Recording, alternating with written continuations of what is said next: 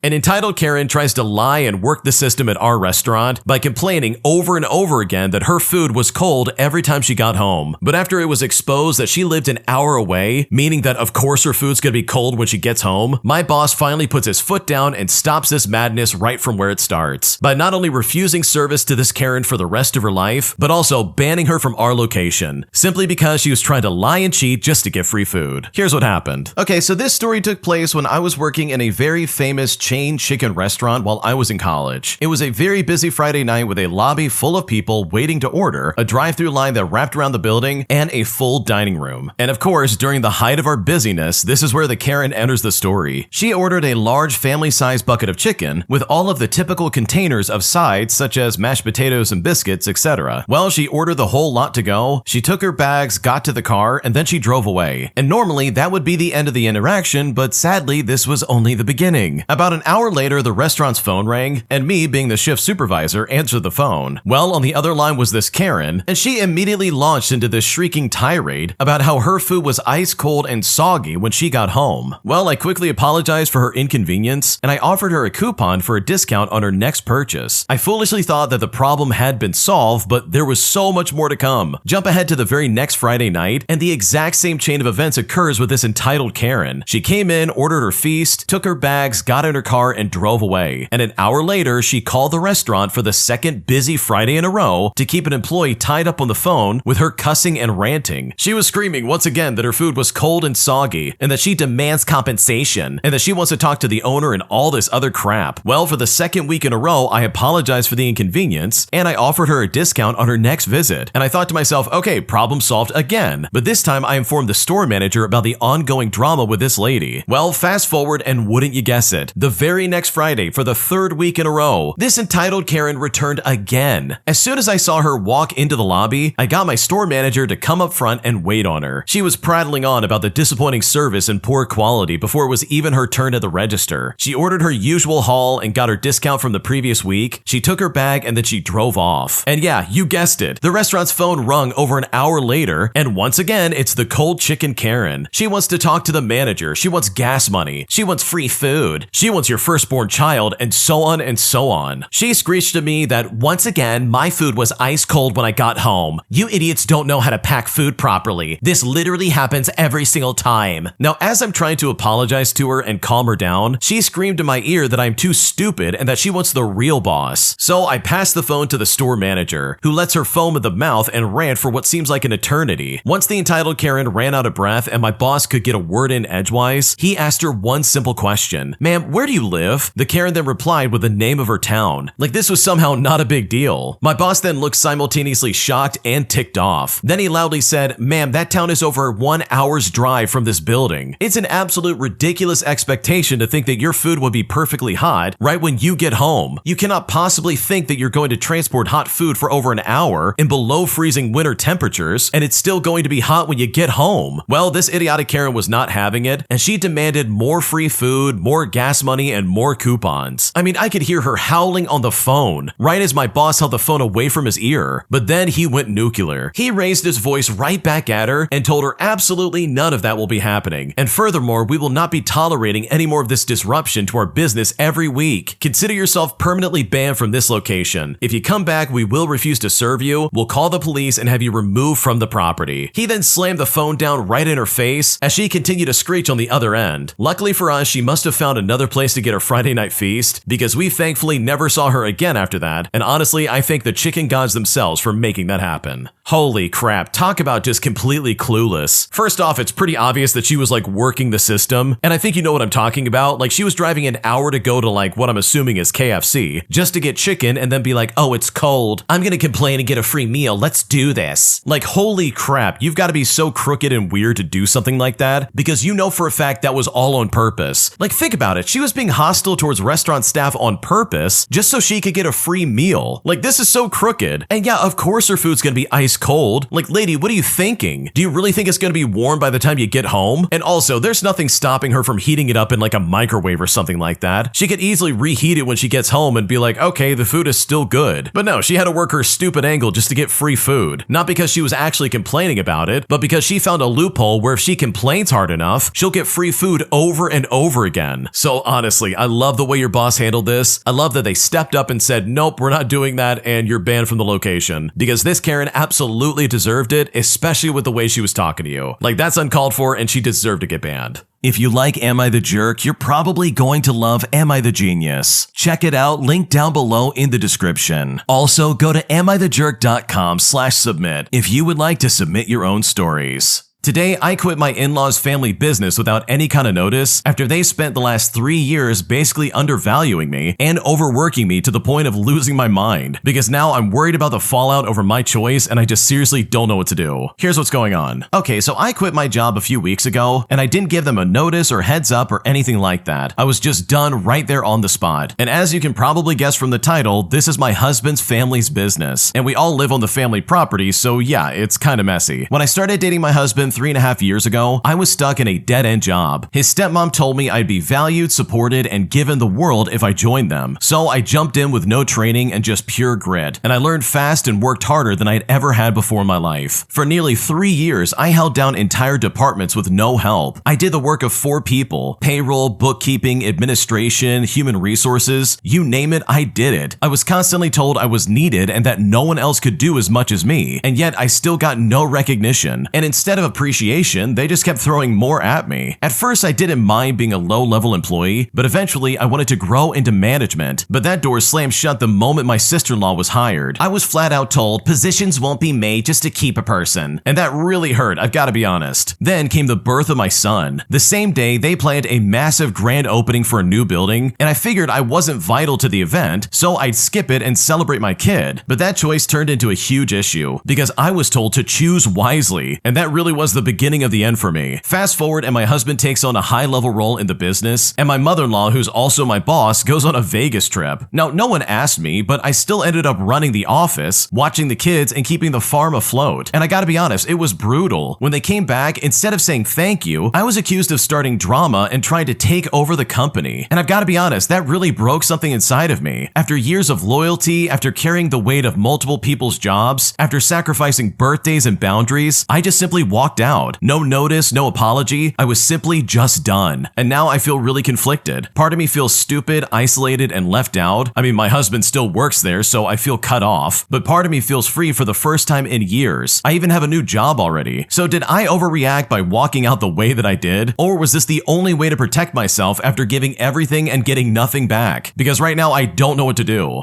Okay, personally, I don't think you overreacted at all, but the one person I think you probably should have talked to about this was your husband first and foremost. Like, dude, if he works for the same company you just quit from, you know, the family company that everybody's knee deep in, and you live on the family property, dude, you can't just walk away like that and expect there to be no consequences. Don't get me wrong, the way they treated you was completely unacceptable and they absolutely are terrible people, and in my opinion, they kind of led you along in some way, but there's gonna be things that probably come up because of this that I don't think you can possibly avoid. So under any other circumstance, I think you would have made the right choice and this really would have been great for you. But considering all that's attached to this decision, in my opinion, this probably should have been handled in a much better way. My influencer girlfriend has not made any money this year, and despite trying to help her out and make her do something when it comes to content creation in general, she still is in a place where she's not making any progress, putting me in a situation where I feel like the jerk anytime I speak sense to her, because right now I just don't know what to do. Here's what's going on.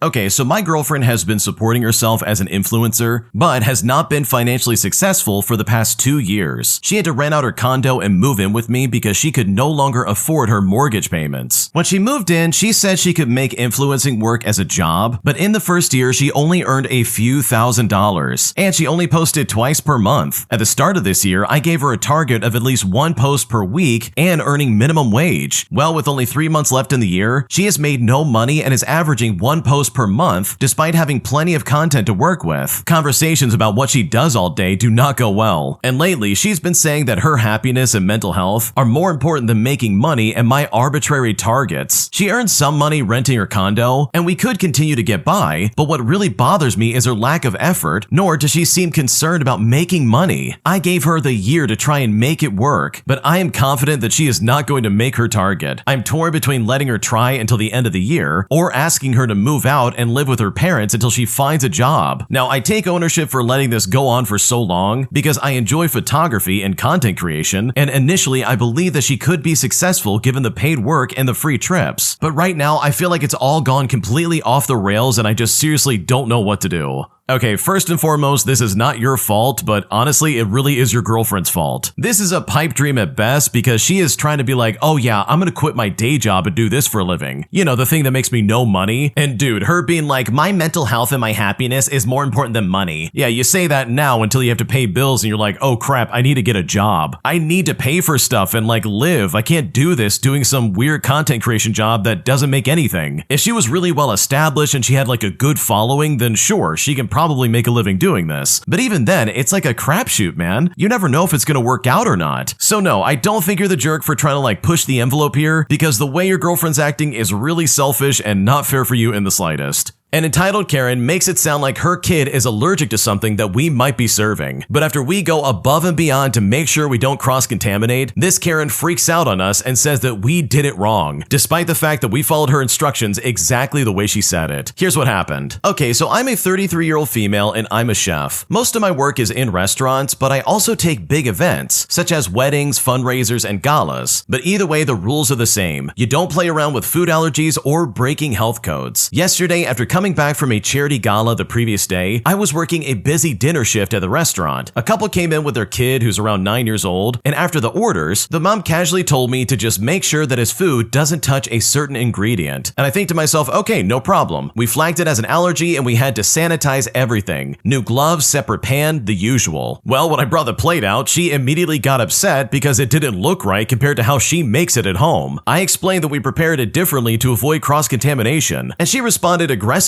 by saying, well, you should have just made it the normal way. If he reacts, we'll deal with it. We don't baby him at home. Now, at this point, I was perplexed because she gave me an explicit comment when she came in, although in a casual manner, but we don't take such things casually. So I told her I wasn't going to risk her kid's health or my job. When I said this, she looked at me like I wasn't supposed to exchange words with her, and then started raising her voice, calling me lazy and heartless. Her husband even added that I was on a power trip. Meanwhile, their kid looked embarrassed and just kept his head down. She then, of course, demanded a manager, but thankfully my manager backed me up and told them if they wanted unsafe food, they could do it themselves at home. They then left angrily, and I finished another night with her heartless comments stuck in my head. I've had plenty of people yell at me in the kitchens, but being accused of not caring about a child because I follow the rules is crazy. Like, that one really stung, especially right after coming back from a very stressful gala. Okay, if someone's gonna be like, okay, don't have this ingredient in the food, that's really important for my child. Like, the second someone says that, like, I'm not a chef, but I'm probably gonna be like, okay, we're never having that ingredient anywhere near his food. Because the way this lady was framing it made it sound like, oh yeah, this is a food allergy, and not something optional that's based on taste. Like, come on, dude, that's so weird. And the fact that they're trying to be like, you're on a power trip. It's like, no, lady, you're the one on the power trip. You and your husband literally sat there and tried to pretend like, oh yeah, he's allergic to this. Only to then turn around and be like, what are you doing? Why'd you do it the way we wanted you to? So yeah, Karens like this just cannot be satisfied, and I just don't blame you for feeling frustrated, because this probably would have driven me insane as well. An entitled jerk is late for his flight and decides to then blame literally everybody around him except for himself, causing one of the weirdest situations I've ever been caught up in my entire life. Here's what happened. Okay, so I was at the Nashville airport earlier yesterday morning and I walked over to my gate. Now this particular gate is pretty much by itself, a little separated from the rest of the noise, and they had just closed the door to the 6 a.m. departure to New York LaGuardia. A guy with a super cute dog on a leash comes running up to get on the LaGuardia flight, and the gate agent says, I'm sorry, but we closed the door like 3 minutes ago. And this is where things really start to pop off. The guy then demands they open the door back up, but the gate agent says, I'm really sorry, but I can't do that. This guy then shouts back and says, but it's a 6 a.m. flight. And the agent says, well, yes, and all of our documentation says the gate closes 15 minutes before departure. The guy then starts arguing that that's not what it says, that this is unfair and that you simply don't understand. He shows him his boarding pass and all this other crap. Meanwhile, I saw the time on the board at the gate, and it was indeed 5:48 in the morning with a 6 a.m. departure time. Now, the gate agent is Latino, and this is only important because the next thing this guy says is really ridiculous. He looks at the gate agent and says, okay, since English isn't your first language, let me try and simplify this. But the second he starts up, the agent cuts him off instantly. And right then and there, I cringed so hard. Like, this entitled guy really went there. The agent then tells them that the door is absolutely not opening, but he will now have to get someone else to help him out because he's not going to do it. The entitled entitled guy then starts getting belligerent, but the gate agent is perfectly ignoring him, and we're talking like not even pretending that he's there. Now, because of the isolation of this gate, it's not noisy like an airport, and I can hear every word that they're saying. And trust me when I say this, every single word out of this entitled guy's mouth is getting worse and worse. The agent has a colleague there who's paying attention, and then comes over to try and work with the entitled guy, but he's just not having it. He wants that door open right now, but she tells him no, it's not opening. The first agent walks away, and he's listening to this entitled guy go off and mentions to him that they now know who he is and where he's trying to go. The entitled guy then starts yelling about being threatened, and I'm still sitting there on the other side of the room listening and just cringing. The second agent then goes back over to the actual gate to do something on the computer, and I walk up to her and I hand her my business card. I tell her that just in case this jerk tries to get her colleague in trouble, give her colleague my card and I'll answer any questions that might come up if there's an investigation. And she really appreciated this. While she was on her computer, she pulled up the entitled guy's record, and it turns out that the adorable little dog was not registered with the airline as a service animal, despite what the belligerent guy was claiming. She then proceeds to tell the belligerent guy that he will not be allowed to board any flight with the dog until he registers the dog as a service animal. And by the way, to register the dog as a service animal, he's going to need to go back out through security and back to the front counter where a proper supervisor can make that happen. And yeah, as you can probably guess, the entitled guy is not happy about this. This guy states that no, he's not going out front, and that the supervisor needs to come to him. She tells him that's not going to happen, but then they go back and forth over and over again about 8 more times. Eventually, she also walks away and leaves him standing there by himself. So both agents walked off, and I caught up with them to tell them to not hesitate to call me. He then told me that while there were 4 flights a day to LaGuardia, they were all fully sold out yesterday, so this guy is completely stuck. While also mentioning that they could have taken care of the dog thing, but didn't for obvious reasons, and that the entitled guy said that he got the dog from New York to Nashville in his backpack. So this entitled jerk stood at the front of the counter for a solid 90 minutes. Our flight boarded at 7:15, and he was still there, and he was fussing at the first agent every chance that he got. But thankfully, the agent pretty much ignored him because this entire situation was just so weird. Okay, I've got to be honest with you. Going to an airport is like literally the worst thing on planet Earth because you get everybody from society. You get the good, you get the bad, but holy crap, it seems like the bad is almost highlighted exclusively. Seriously, who's gonna show up late and be like, wow, I can't believe you guys did this. Just open up the gate and let me in right now. But in reality, like if you showed up on time, this wouldn't be a problem. So yeah, I hate this entire situation, and I know for a fact I would have hated to be there to watch this happen because getting involved would have been a nightmare, but also standing by feels like a sin because this guy was completely out of line with everything that he kept on saying. My married friend literally just confessed their love for me, despite the fact that they're married and they have kids, as they said they want to start a life with me because they're miserable in their marriage, and at this point, I just don't know what to do. Here's what's going on. Okay, I want to start off by saying that we've known each other since we were young kids, and we were in the same tight group of outcast friends growing up, and she's basically the only living link I have to my childhood and high school days. 2 of our other friends are dead, and the other one hasn't contacted us in years after a long battle with all kinds of substances. My friend and I hooked up a couple of times when I was in the military, but have otherwise never been romantically involved. She never showed any interest in seriously dating me, and I don't think either of us were seriously dating anyone at that point in our lives. Well, I got married to someone else in another state, and I never moved back to our home state a decade ago. And at this point, I've been divorced for officially a little over a year. She stayed in our hometown and got married shortly afterwards, and had some kids, but I have never actually met her husband or her kids. Me and my friend's relationship for the past decade has consisted of text messaging once or twice a year, either on the anniversary of our childhood friend's car accident or when she drives past one of the places that we all used to hang out. She'll text me a picture and we'll reminisce about silly stuff like stealing beer from Kroger's and drinking it while throwing the empties at passing boxcars and just stuff like that. I always have really enjoyed those conversations because my childhood was mostly before Facebook. I mean, I have no other way to keep those memories alive except for like maybe a handful of Polaroids, and I really had a lot of fun, silly times during that period of my life. Well, the other day when I came home, there was a letter stuffed in my front door, and this was a 4-page love letter from my friend, basically saying that she loved me ever since high school, and she's unhappy in her marriage and wants a life with me. In fact, she drove 4 hours each way just to put it in my door. Now, I gotta be honest, I'm really enjoying being single in my 30s. I was in a bad marriage for a long time, and I finally rebuilt my life, and it is pretty awesome. My friend is beautiful and smart, but I have no interest in seriously dating anyone, let alone breaking up a marriage with kids to do it. right? So I need to know, how do you kindly reject someone that you've known for this long? She really poured out her heart in this letter, and I owe her a response. So is it unethical to continue this friendship, or to even offer to do that? I don't want to lead her on, but I really do love having someone to talk about my childhood with. What should I do? Okay, this is one big giant red flag because holy crap. Like seriously, this puts you in a really crappy position. So I know if I was in your shoes, I would put them down gently and try to be as nice as possible. Because obviously there's a history here. I would tell them, hey, I think you're great and we have a really good friendship, but you're married and you have kids. I would never want to break that up. Like I would just express everything you just said because I absolutely agree with that. I would never want to be the reason that a family gets broken up, especially just because someone's having like a rough time and instead of fixing it, they're going to you and being like, oh, please, let's have a life together. It's like, no, you should fix your marriage first and not try to have like a new one. So yeah, that's what I would do because this situation sounds incredibly sketchy and I think you definitely have got to be careful. An entitled Karen refuses to let their neighbor go to the hospital despite taking a fall and nearly having a stroke. And despite the medical emergency that was going on, this entitled Karen wanted this lady to stick around so she could watch her kids while this Karen went to run errands tomorrow. And I honestly could not be more shocked by this level of entitlement. Here's what happened.